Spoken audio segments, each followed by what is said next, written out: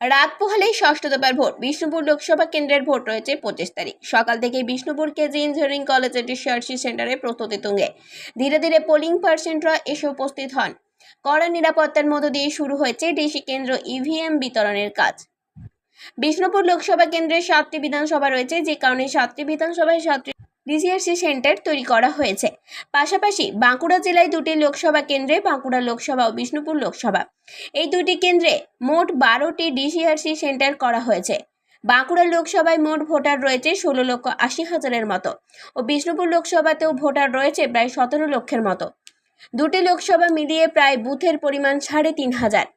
2টি লোকসভা কেন্দ্রের ভাগ্য নির্ধারণ হবে আগামী 4 জুন। 25 মে অর্থাৎ আগামীকাল তার ভোট পর্বে চূড়ান্ত দিন।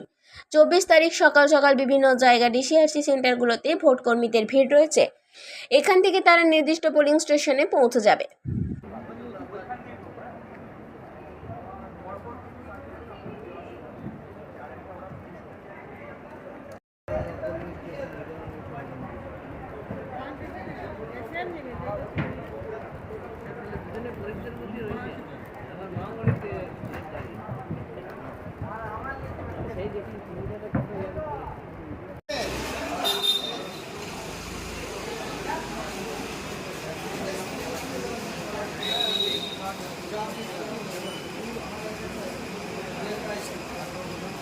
বড়টা যেটা দিবে খামটা আমারটা তাই না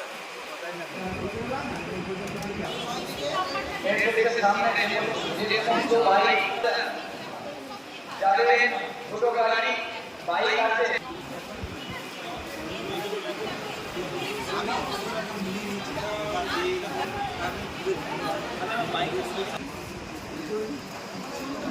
আমার পরে নির্দিষ্ট কাউন্টারে চলে যান।